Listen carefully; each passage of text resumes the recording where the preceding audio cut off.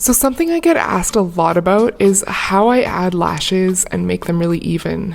This is going to be a pretty short video as there's really not a lot to it, but I've tried a bunch of different methods and I think this is the most natural. You can see here, this is the original image that I've got to work with. She's got her natural lashes, which are really beautiful and long, but the way that I shoot, just really picks up every single detail, and sometimes when you're looking at things under such a microscope like this, the flaws really have a habit of really standing out. So you want to be able to remove distractions like things like makeup fallout or uneven lashes, for example. So now I've got the image open in Photoshop and I can kind of toggle back and forth between my original image and the final so that you can see the difference that I've made. One thing that I see people do sometimes is use a pre-made lash overlay. You can find these for free on various different sites and add them to your images if you want to. For me, this gives a bit of an Instagram filtered look, and you would never see something like this in a high-end fashion magazine, for example. The lashes are way too even and unnatural, and they're also sort of slightly transparent so you can see the skin underneath. I definitely don't recommend doing it this way if your end goal is to have an image that looks really natural. So we're just going to go ahead and turn that layer off. Another thing that I see people doing sometimes is going into their brush library and finding a fairly hard tapered brush and painting in lashes individually that way. So you'd create a new layer to work on, bring your brush size down to a similar width to the existing lashes, use the eyedrop tool to match the color of the lashes, and then go in and paint them in. This can definitely take a few tries to get the size and the stroke of the brush right, so definitely play around and see if it works for you. Personally, although this is more natural than using an overlay, I still feel like the lashes look a little bit unnatural, and I can usually tell if someone has done this when I look at their work. You are, after all, painting in a solid color. It's perfectly even stroke with no variation in the color or the shape, so if you look too closely, you will be able to tell.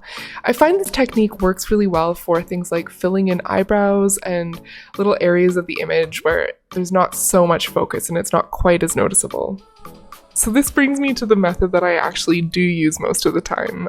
Select your lasso tool. I usually use the polygonal version as it's a bit easier to get a clean shape, and set your feather to something like 0.5 pixel. This could vary depending on the resolution of your photo though. Carefully trace around a single eyelash to select it. And when you're this zoomed in, take a second to notice all of the subtle variation going on within each lash. This is why things like paint strokes often look more unnatural, because they're kind of missing that depth. Once you've got your lash selected, copy and paste it into its own layer, and now you're free to sort of move it around and fill in any areas that may look a little bit sparse. Now duplicate that layer and repeat. When you're doing this, make sure that you're not just moving it over slightly, and make sure that you're switching up the angle. Even feel free to open up the transform menu, select the warp tool so that each lash that you paste in isn't exactly the same.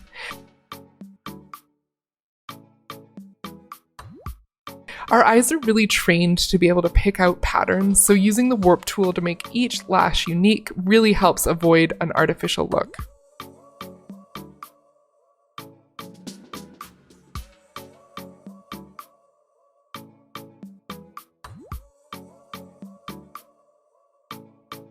I'll also go in with a soft eraser brush and just take off the bottoms of the lashes that I've added in, just so that I don't have any hard edges at the root.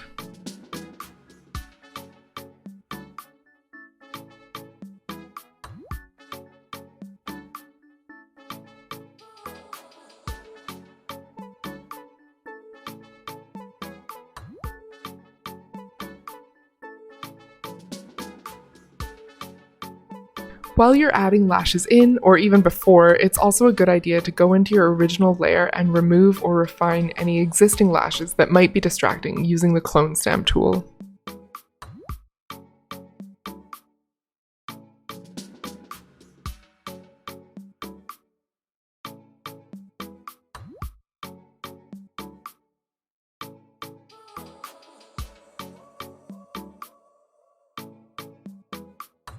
This one, for example, is a little bit chunky, so I'm just going to slim it down a bit. Now I'm just going to toggle back and forth between my original image and the one that I've fully retouched, and you can see the difference. The lashes are subtle but much more refined. I hope that helped, and if you're interested in learning more about my retouching process, buying my presets, or joining my Facebook group, I'll drop the links below.